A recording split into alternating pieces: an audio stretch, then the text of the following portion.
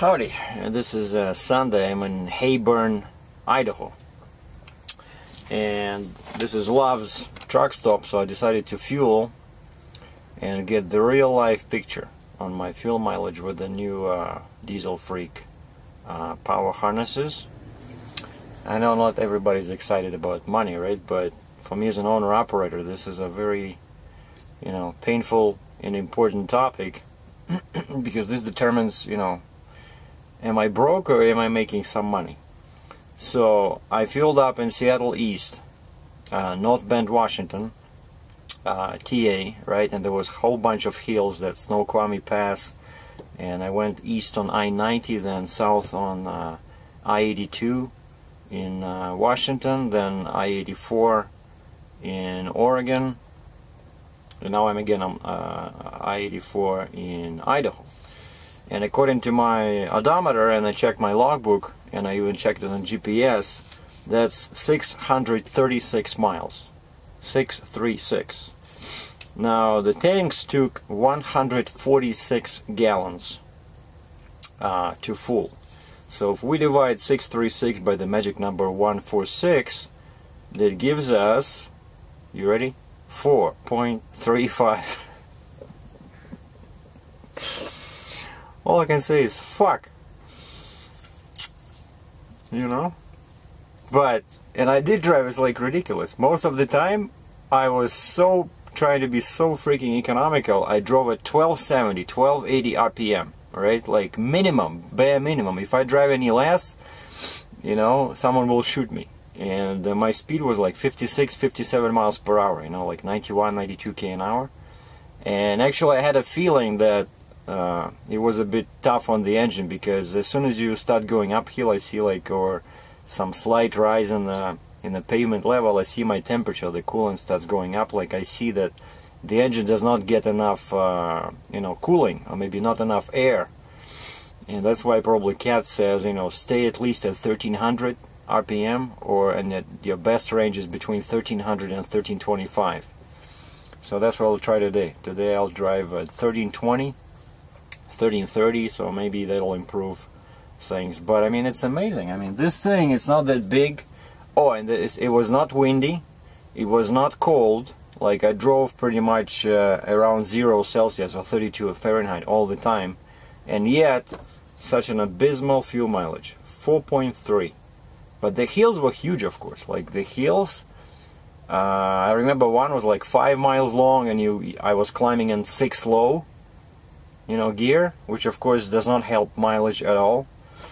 So hopefully today it should be better, because I'll only have one mountain range, just south of Salt Lake on Highway 6 there.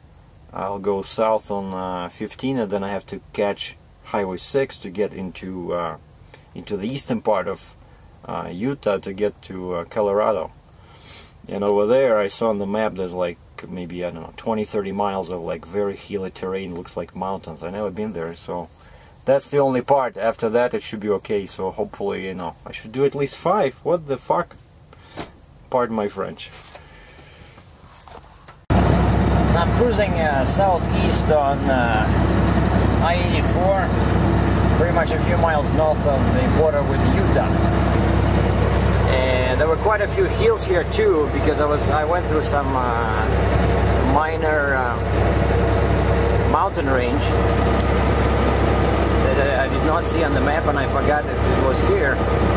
And so I tried 1300, I tried 1320, 1330 RPM, and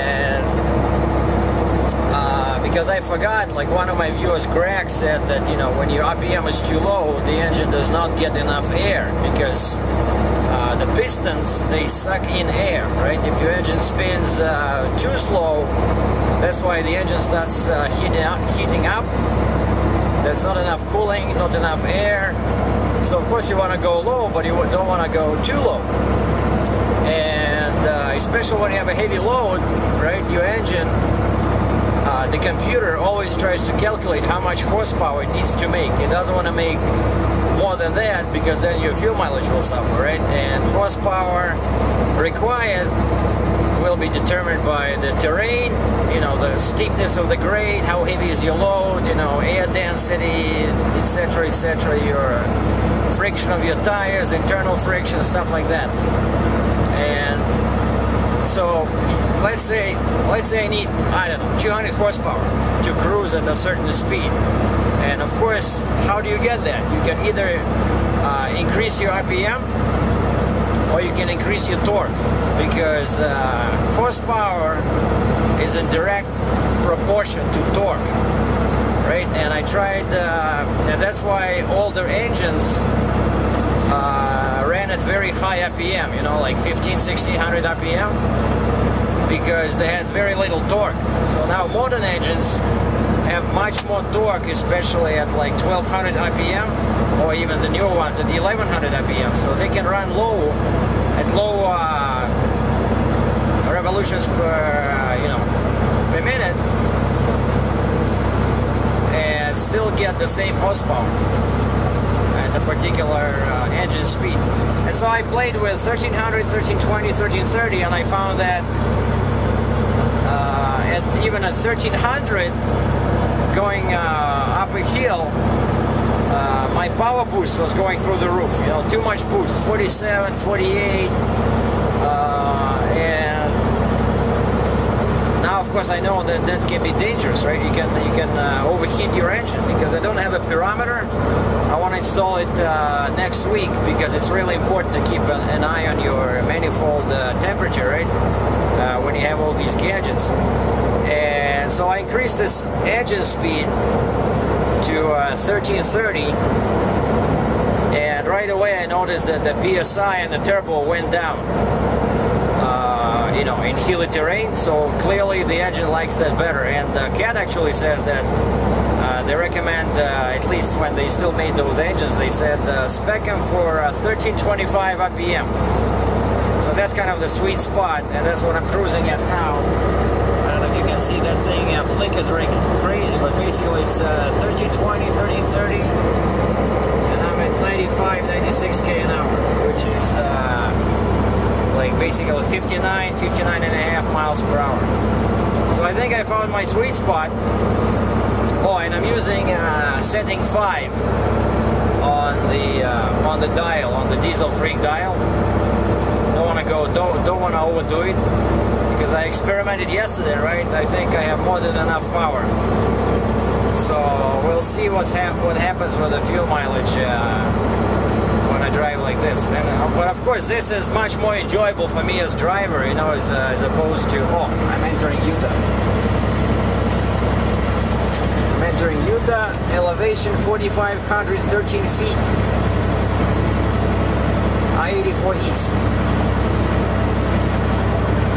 So I got about 760 kilometers to my destination for the day, and then tomorrow I'll do the last 50 miles, and I deliver this piece of Swedish engineering in Farmington, New Mexico.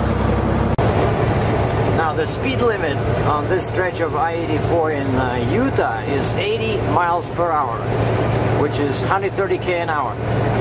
And I just went down a huge hill, and you know, it's funny, like I was legal, but I had to my Jake brake in like position 3, the maximum, and I was right there at 130k an hour. And that guy in front, the SUV, he passed me on the way up, and I could feel his glance through the side window, because I passed him at you know, 80 miles per hour going down, and he's like, what the heck?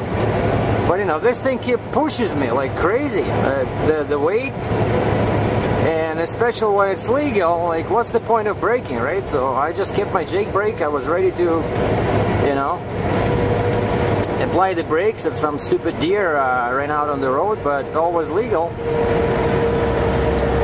Now I'm back to, what is it, 59 miles per hour, 95k an hour.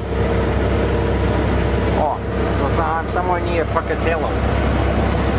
But it's a beautiful day today. Blue sky, but it's -7 or 20 F. Check out those hills in the distance. Sorry sorry for my dirty windows, but you know, this is one of those days when you really wanna be a trucker. Despite the fuel mileage, you know, despite the long days on the road, this feels great.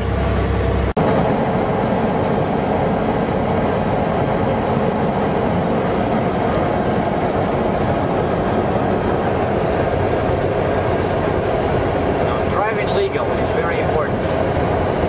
As I mentioned, the speed limit here is 80 miles per hour.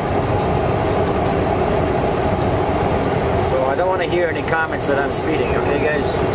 This is I-84, Utah.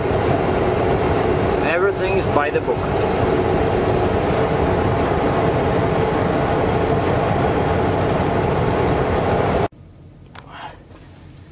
Well, I'm leaving Wheeler, Utah.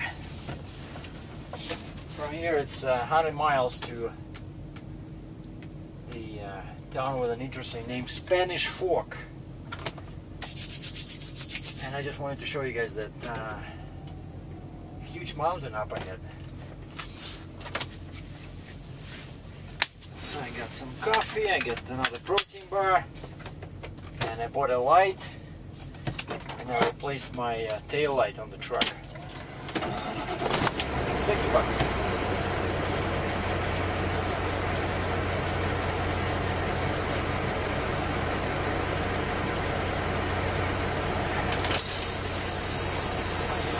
To buy the plastic shielding. Like someone made I think a useful comment that I should put that in that hole in the firewall to protect those thick wires, but I only have the big one, the big kind of plastic thing I used last time, and I need a small one.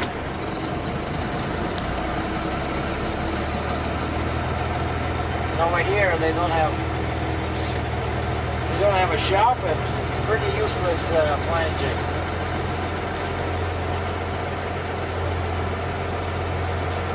So now my diesel freak dial is at 5. Forget it. 5, and I'm driving 60 miles per hour.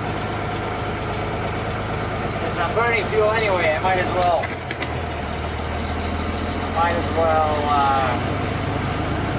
do at least 60. After 80 meters, turn left, stop trail. Oh, really? Why would I want to turn left? Oh, it shows me go there and then turn left. Turn left. Oh, and the guy says, wait, oh. I thought he said 600 or something. When the guy has a car. You know, that's my late dad. After 200 meters, turn left. Interstate 15 southbound. Interstate 84 eastbound towards Ogden. Then take the freeway. That's it? Okay. Can I continue now? Alright, thank you. So my late dad was always making fun of whenever they showed unemployment in the US. Then take the freeway. Turn left. Interstate. Whenever they showed unemployment in the US, he was always making fun of people looking for a job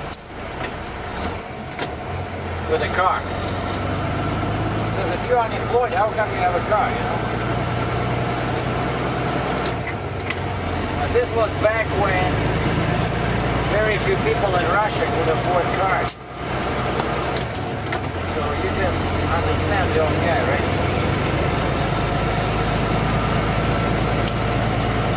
Okay, we're coming to Interstate I-15. I might as well turn off my cam here. And we'll continue later on. On the second thought, I remembered reading all these articles by Bruce, what's his name, Melanson from Pittsburgh Power, where he promotes the idea of having lots of horsepower in transport trucks, and he has quite a few interesting videos on his website where he modifies old trucks. Like I remember the one was a Freightliner, either Century or Classic, and he gave the driver, I think, like 700 horsepower. And because the guy was using, I think it was even a gal, the driver was using that power wisely, with not to speed, but for, just to move the load, her fuel mileage improved. And that's what I decided to do.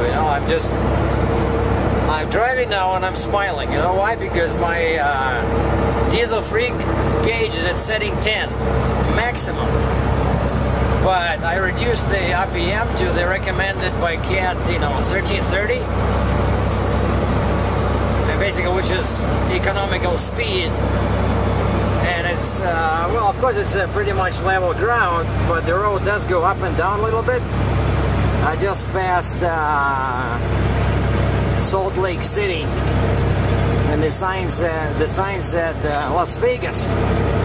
So I would love to go to Las Vegas, but unfortunately I have to take a turn some 20-30 kilometers down, and I'll be going that way, east towards those mountains. I hope they're not too big, but right now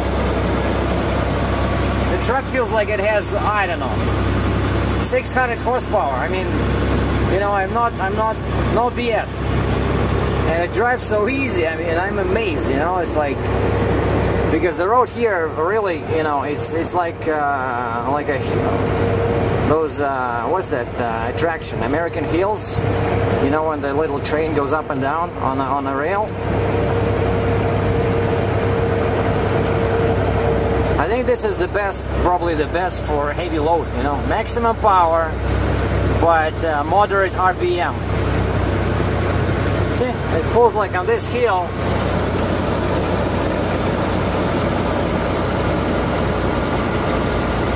And yeah, PSI went down. Before, when I had low power, like setting 5 or setting 3, the PSI was higher. See, it goes up slowly, but not too much.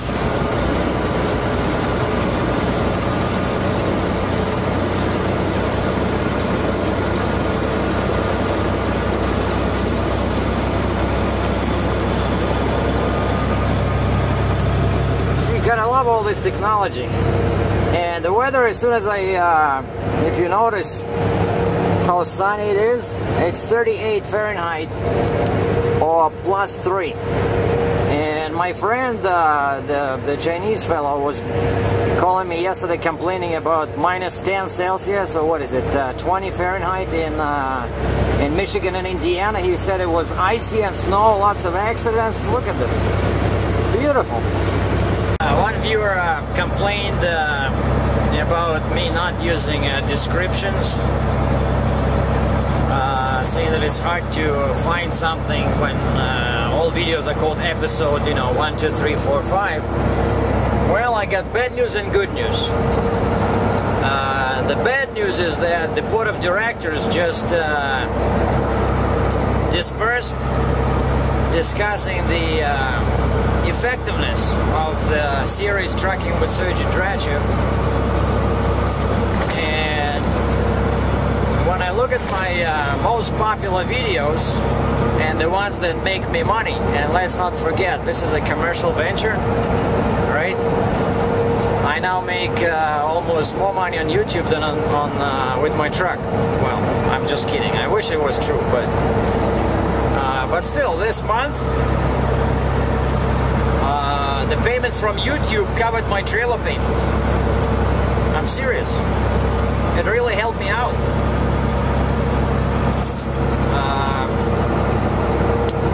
What I'm trying to say is that my top 10 videos, the ones that make me money and the ones that people really watch, despite what I appreciate all the nice comments about my trucking series, but numbers don't lie, right? People watch what they really like. And my #1 video still today is how to make $1 million as a freight broker from home. which I think now has like 120,000 views. And that's my #1 moneymaker. Then a whole bunch of videos where I talk about GPSs, you know, like reviews of GPSs. Then I did a review of my Mac computer. And I think there was one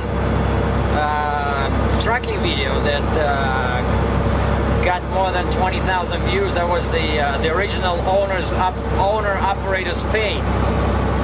But everything else, all other trucking videos where I spent so much time on, you know, so much money because of the data, high data cost, they're not in that top 10 list, or even top 20.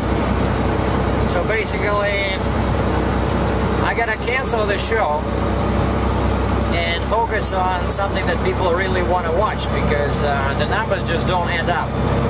So I just uploaded, what, episode 47 yesterday? So I'll do 3 more, and episode 50 will be the last one. I'm flying through the town of Provo, Utah, south of Salt Lake.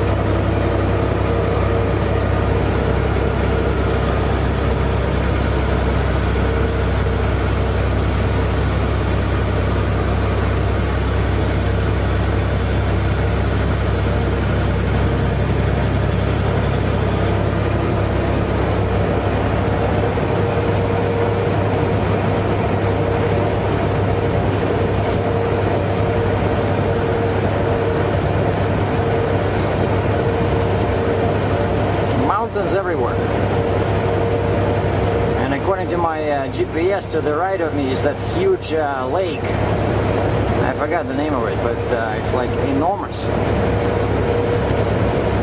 By the way, I forgot to say about the good thing about this episode 50 being the last one. The good thing is that if you want to find something, you only have to sift through 50 episodes. And speaking about good news, I already booked my next load. After I deliver this one in Farmington, New Mexico, I'm gonna go southwest rather, to Arizona. So I gotta find my shorts and swimming trunks, because I'll be loading some big container, 40-foot container, like a sea container, at the very border with country of burritos and big hats, Mexico. And after that, I'll be taking that container all across U.S. Past Chicago, Indiana, to Sudbury, Ontario, Canada. So loaded miles will be about 2,300. So another transcontinental trip. Stay tuned. Wow, look at this. I'm eastbound on Highway 6, which connects Utah and Colorado, and I'm going right between these big mountain, you know, ridges. And it's a regular 2-lane highway. Huh. And right next to me is a railroad, and here's my favorite sign: next 3 miles, basically, be careful.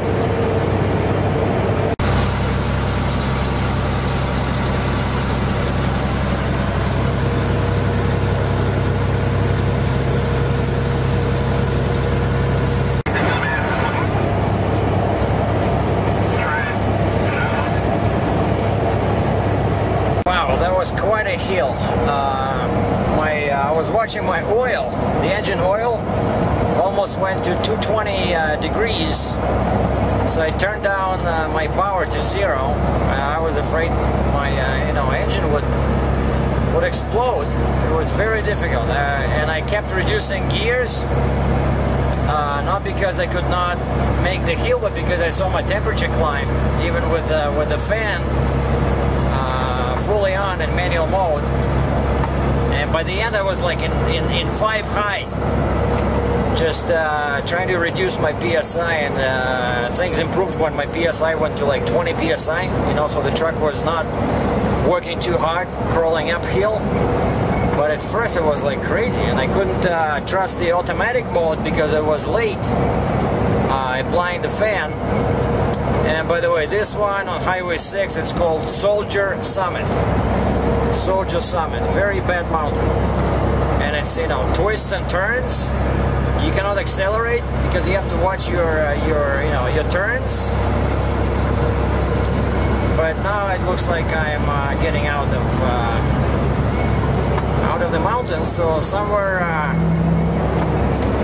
ahead of me is Colorado. Well, this is Wellington, Utah, and I don't know why, but my thermometer says 63F or 17 Celsius. I don't think that's right, but it does feel very warm. So at least my engine had a chance to cool down a little bit.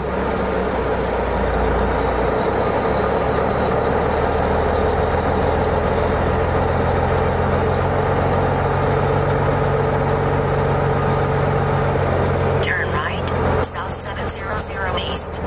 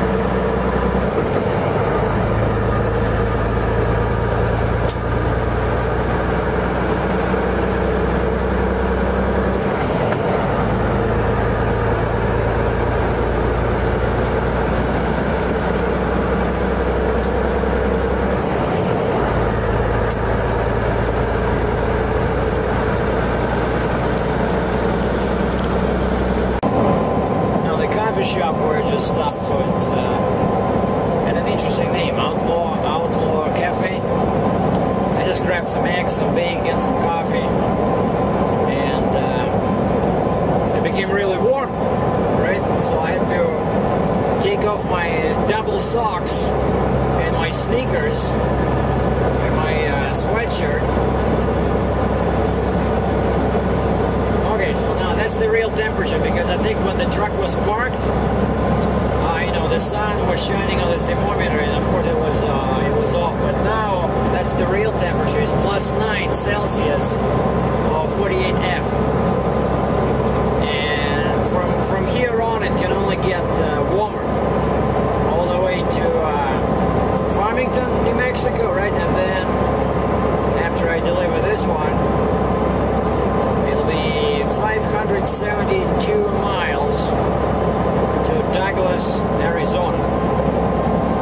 Now I think by the time I reach Douglas, I'll be wearing shorts. And that's the beauty of traveling south in winter, right? Because somewhere it's January, somewhere people are dying in crashes caused by icy conditions. You know, unfortunately. Yeah, this friend of mine that was traveling in Michigan the other day, he said it took him, I don't know, half a day to do 200 miles. He was coming from Lake Station, Indiana on I-94 and then I-69 towards Port Huron, Michigan. And he said, awful roads, you know, just yesterday. He said he saw about 4 trucks and ditches, a whole bunch of cars, you know, spin-offs, accidents. Terrible. But here, there's no snow, you know, the birds are singing, the sky is blue, and we are back in the summer driving in a t-shirt.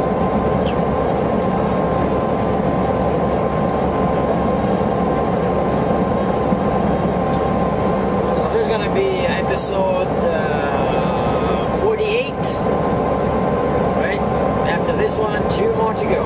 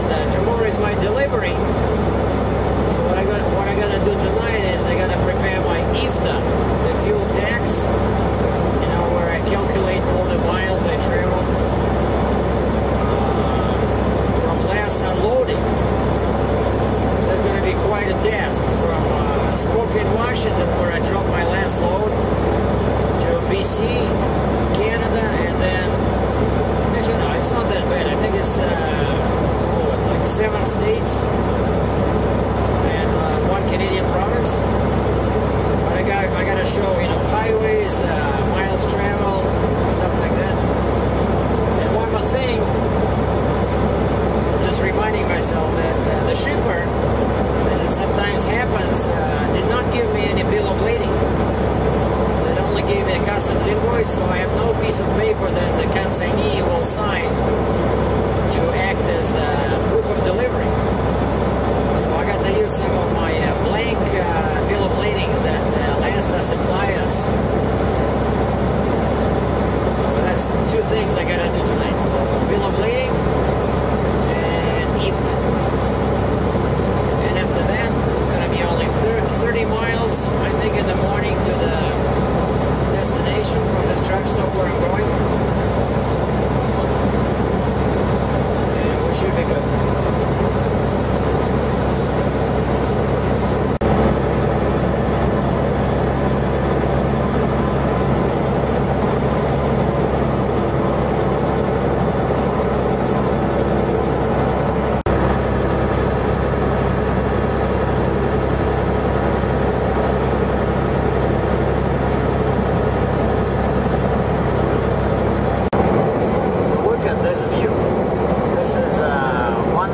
South.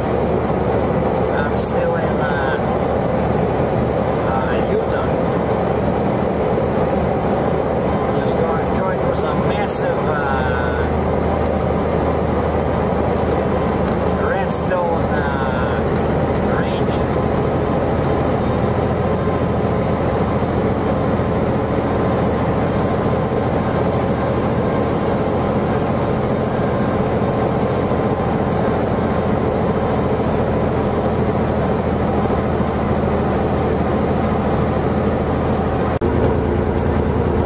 Sharp curves. I had to downshift to 8 low, doing 50 miles per hour, slightly less, 76 k an hour. RPM 1210.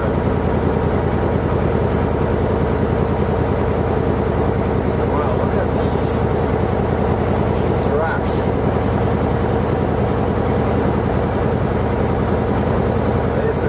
Some scenery. Wow. Alright, Jake, brake off. Accelerate to 1380. 8 high. Cruise.